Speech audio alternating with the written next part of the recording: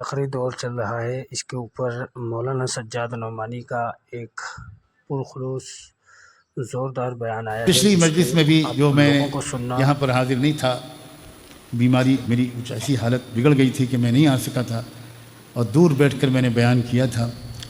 اس میں بھی میں نے کہا تھا کہ چھٹائی کا دور شروع ہو چکا ہے۔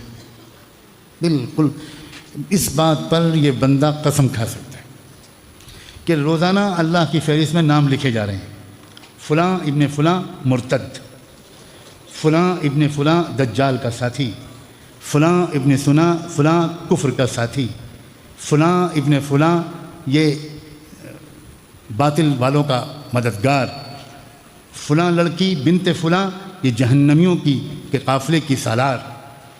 یہ سب ترتیب ہر لمحے لکھے جا رہے ہیں، اور ادھر دوسری فہرست بن رہی ہے، فلاں ابن فلاں امت مسلمہ کا جاباز سپاہی، فلاں ابن فلاں فلاں وفادار، فلاں ابن فلاں یہ ثابت قدم رہنے والا رہے گا۔ یہ موجیں اس سے ٹکرائیں گی، طوفان اس کے اوپر آئیں گے، مگر اس کے ایمان میں ہر لمحے ترقی ہو، یہ جمع رہے گا، یہ دوسروں کے جمانے کا سبب بنے گا۔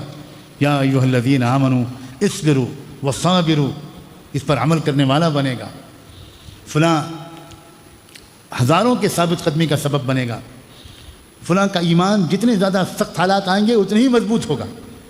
مردوں کی بھی فہرست، عورتوں کی بھی فہرست، جوانوں کی بھی فہرست، عورتوں کی بھی، بوڑھوں کی بھی فہرست، سب کی فہرست بن رہی ہے۔ ما كان الله ليذر المؤمنين على ما انتم عليه حتى يميز الخبيث من الطيب۔ ہو ہی نہیں سکتا کہ اللہ تعالیٰ آخری فیصلے سے پہلے سب کو ملا جلا رکھے، یہ نہیں ہو سکتا۔ جب یوم الفصل آتا ہے، حتیٰ جب اذا التقى الجمعان کا وقت آتا ہے، جب دو گروہ الگ الگ کر دیے جاتے ہیں، وہ وقت آتا ہے خالص مومن والے، ایمان والے لوگ اور کفر اور ظلم والے، جب ان کے ٹکراؤ کا اور فیصلہ کن ٹکراؤ کا وقت آتا ہے۔ میں اس سے زیادہ کتنی صاف لفظوں میں اور عرض کروں، میری سمجھ میں نہیں آتا کہ جب وہ وقت آتا ہے تو اس وقت اللہ تعالیٰ ایمان والوں کے اندر سے نفاق والوں کو نکال کر پھینک دینا ضروری سمجھتا ہے، بالکل وہ الگ ہو جاتا ہے، کیونکہ آخری جو فتح ہوتی ہے وہ ملے جلے مجمع کے ساتھ کبھی نہیں ہو سکتی، کبھی نہیں ہو سکتی، کبھی نہیں ہو سکتی۔ جب بنو اسرائیل کی زندگی کا چوتھا دور تھا، جس قسم کا چوتھا دور آج کی امت مسلمہ پر چل رہا ہے، ایک دم کاربن کاپی ہے، ایک دم کاربن کاپی۔ وقت زیادہ لگ جائے گا اگر میں ان چاروں دوروں کی تفصیلات سناؤں گا۔ بنو اسرائیل کی زندگی میں بھی 4 دور آئے تھے، ہماری امت کی زندگی میں بھی 4 دور آ چکے، یہ چوتھا دور ہے۔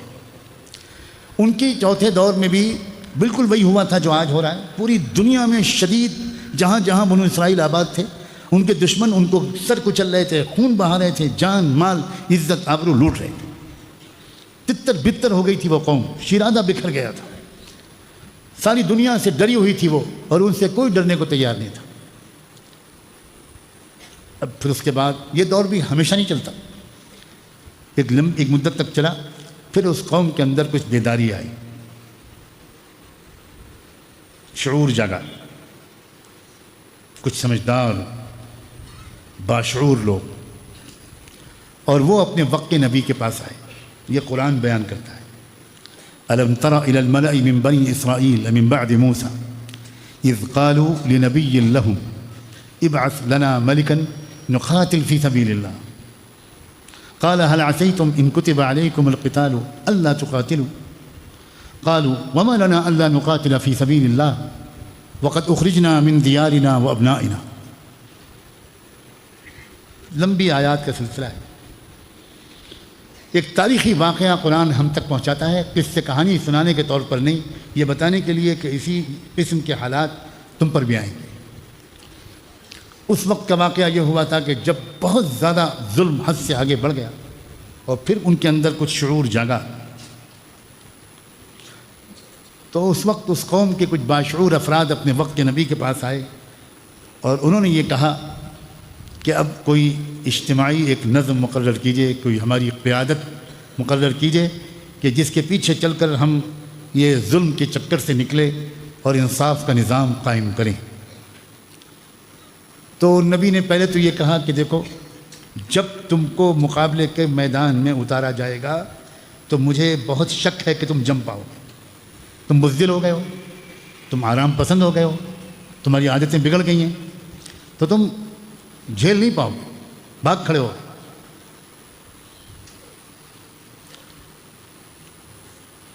قوم کے ان باشعور لوگوں نے جواب دیا کہ کب تک ہم لوگ یہ راستہ اختیار کریں گے؟ تنگ آمد بجنگ آمد، بہت ہو گئے، ہمیں اپنے گھروں سے نکال دیا گیا، اپنے وطنوں سے نکال دیا گیا، ہماری اولادیں ہم سے چھین لی گئیں،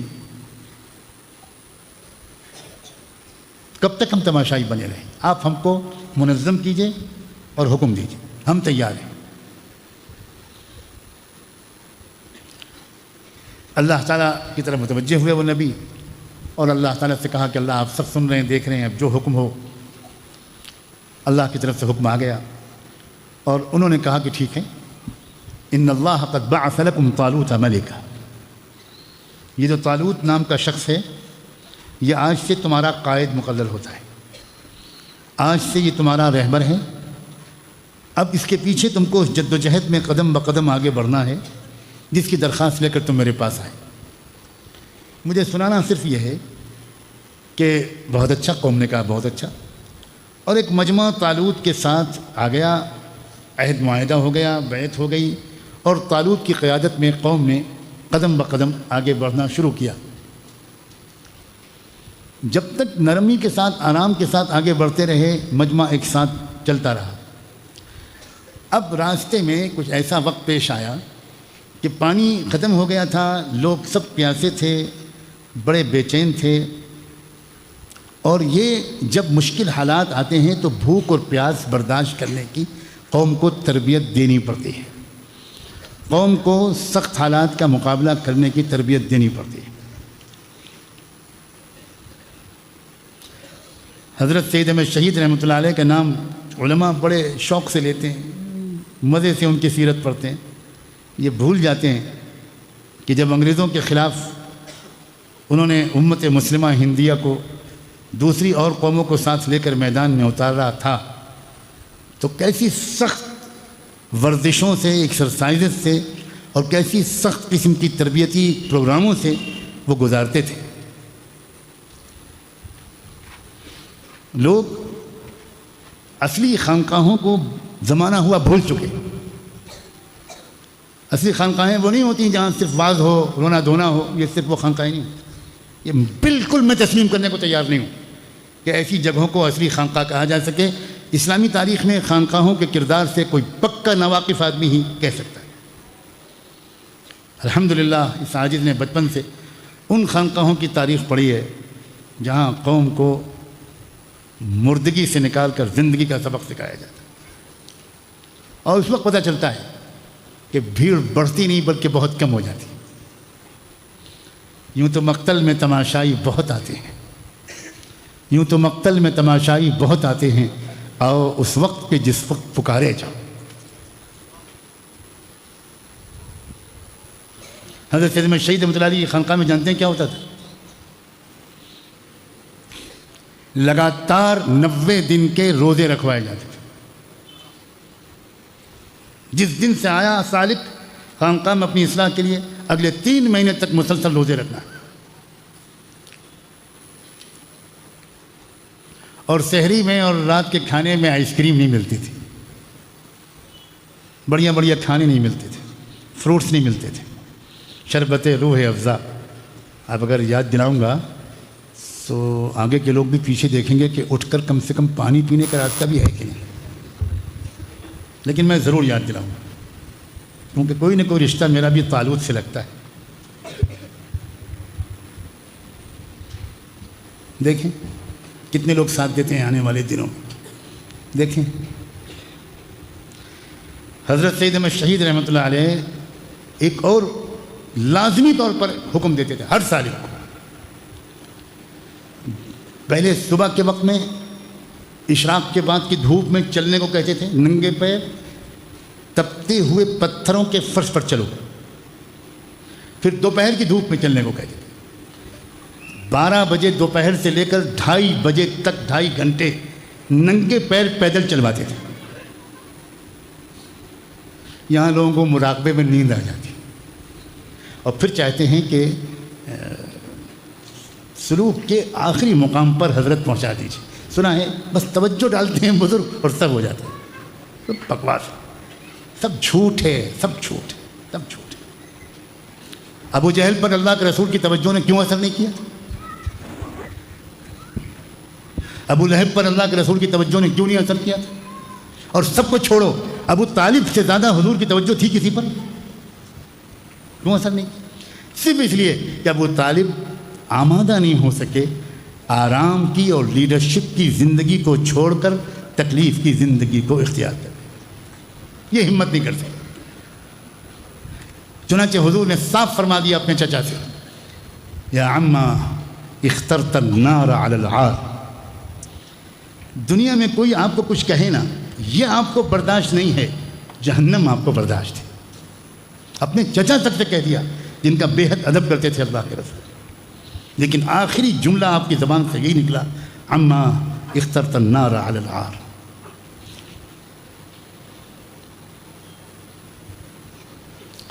اللہ کرے یہ حالات ہمارے اندر ایک نئی زندگی، نئی ہمت اور نئے عزم و حوصلے پیدا کرنے کا سبب بنے. ہم اپنے قرآن مجید سے اور زیادہ چمٹیں. اللہ تعالیٰ سے ہم استقامت کی دعائیں مانگیں. کہہ دینا بہت آسان ہے، بہت آسان ہے. دوستوں، امید ہے آپ کو یہ ویڈیو پسند آیا ہوگا. اسی طرح کے اور اسلامک ویڈیوز دیکھنے کے لیے ہمارے چینل کو سبسکرائب کریں، اپنے جاننے والوں کے ساتھ شیئر کریں، بیل آئیکن کو پریس کریں تاکہ آپ کو آنے والے ہر ویڈیو کا نوٹیفیکیشن ملتا رہے. جزاکم اللہ. السلام.